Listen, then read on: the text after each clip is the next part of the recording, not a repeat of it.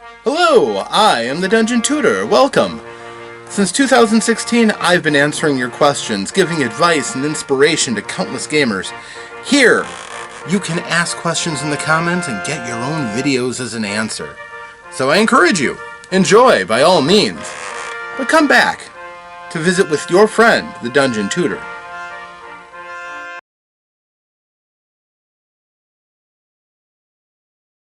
Hello my friends, I am the Dungeon Tutor. Welcome!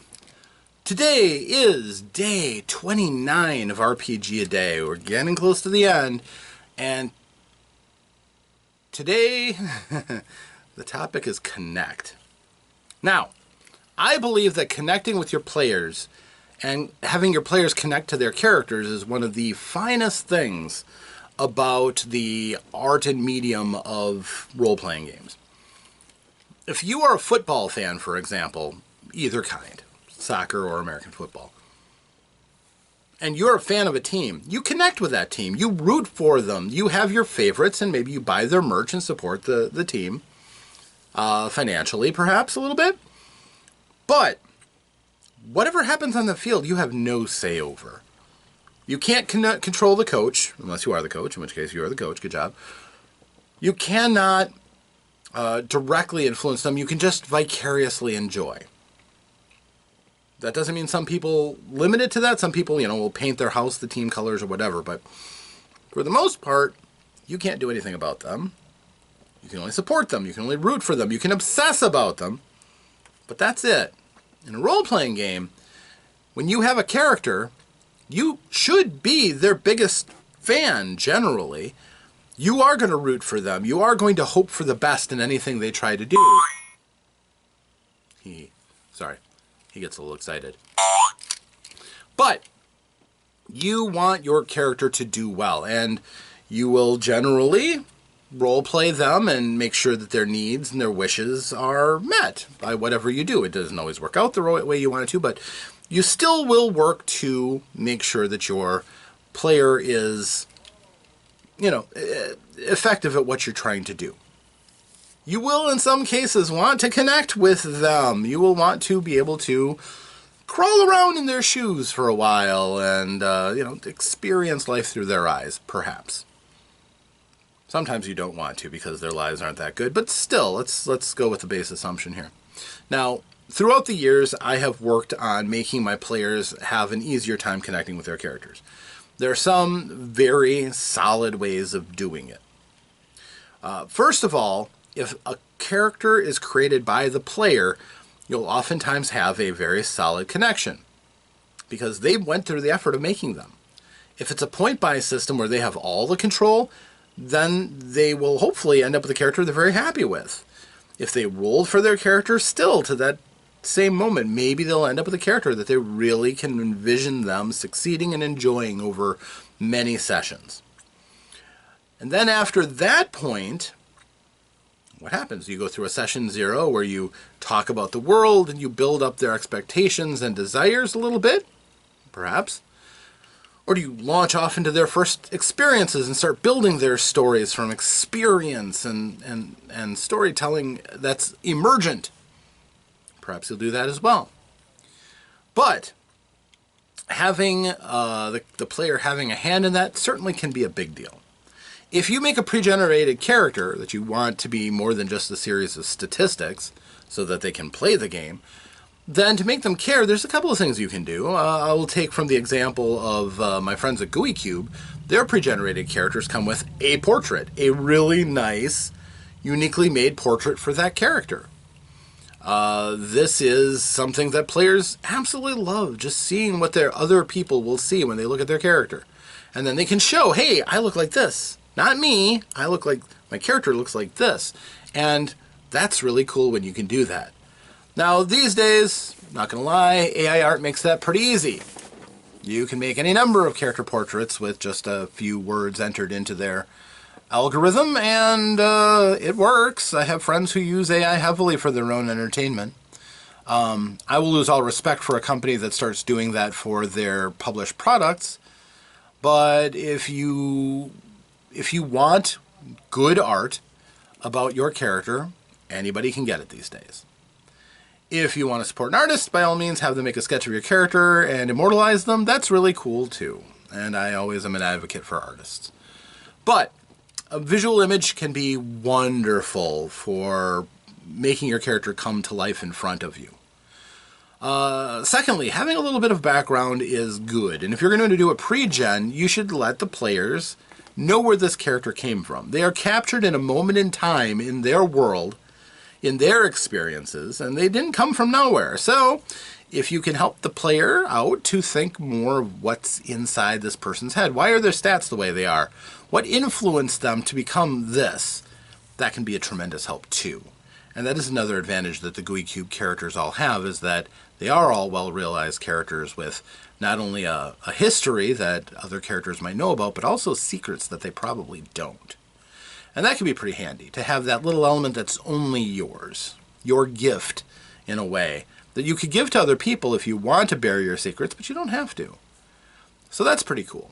Another thing that comes to mind when making characters is to, as you're building the character, consider their background. Consider where they came from.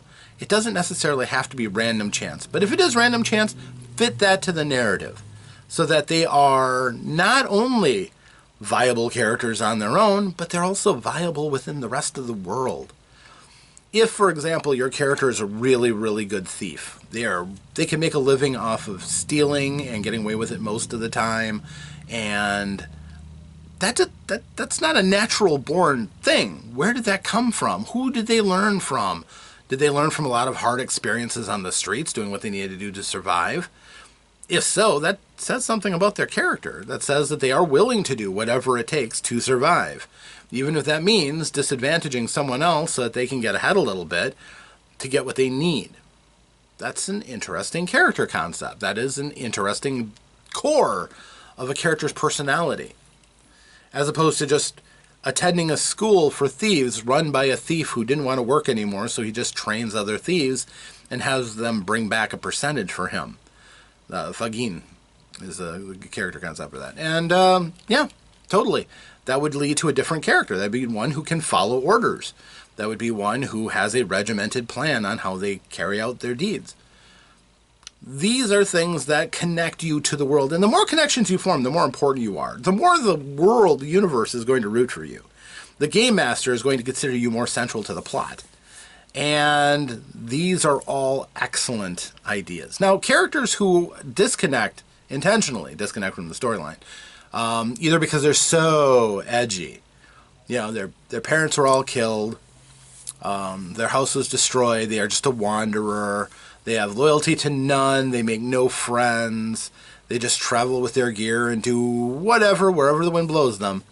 Who cares?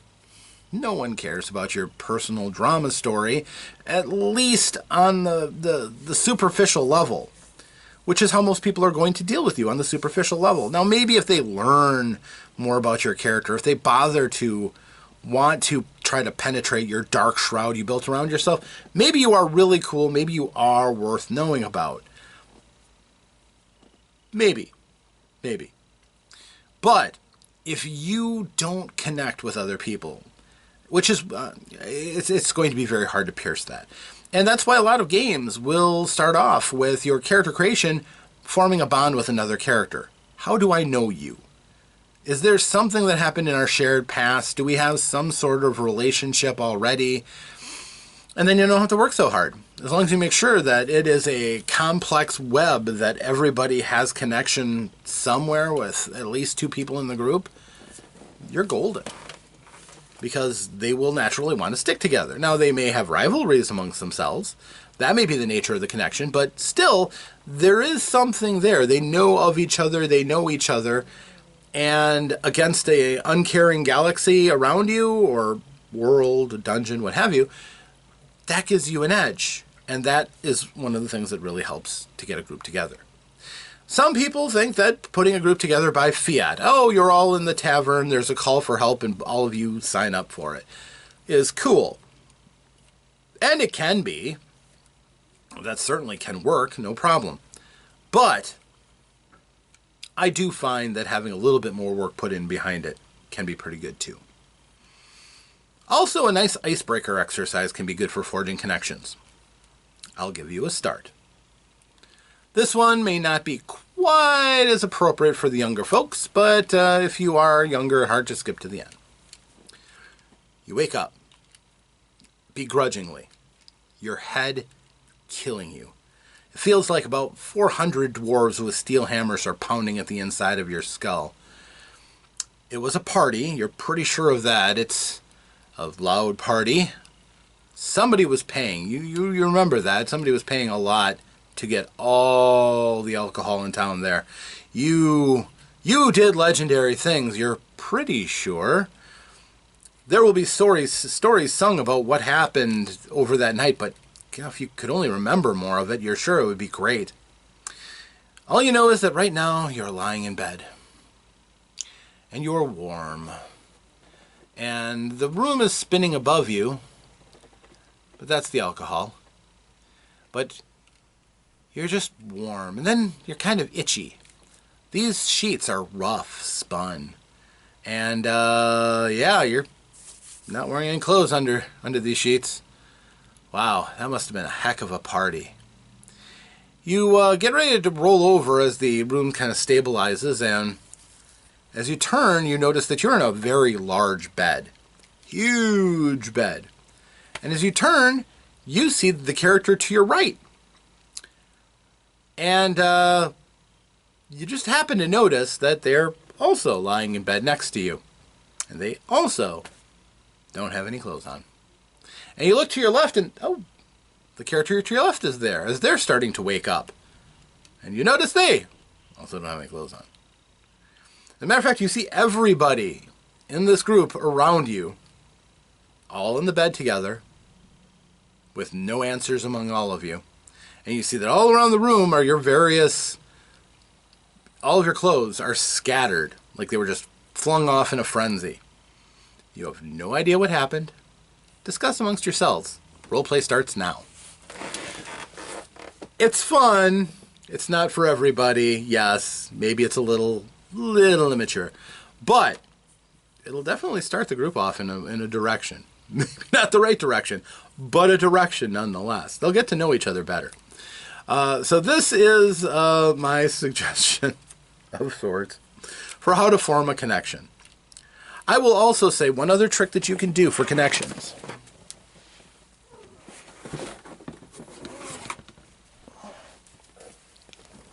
Is introduce a cute animal, like my familiar Magic here, who didn't know she was going to be in this video until now. Cute animals are always a good way to get people in, as long as they don't have a phobia or a dislike of the particular creature that you are bringing in to help get everybody all on the same page and attached. And who doesn't love a cute kitty? Right, Magic? So, all right, you can go. But hopefully this can forge deeper connections in your group. It can form deeper connections between your players and their characters, and your games will benefit as a result. So I hope you liked it. If you do, feel free to come back and we'll make more videos. Leave comments so that I can hear your stories about how you formed epic connections between your characters and yourself and your character, all the things that you think are important, and maybe they'll form another video to discuss that in depth. But I do hope to see you again, because that's why I do these things, and quite honestly, they're better when you're here. So I hope that between that next video that we meet and now, I hope that you, yes, you, get a chance to roll some dice, to play some games, to have some fun. But stay safe, everybody. Until that next time, my friends, I'm the Dungeon Tutor, and I say farewell.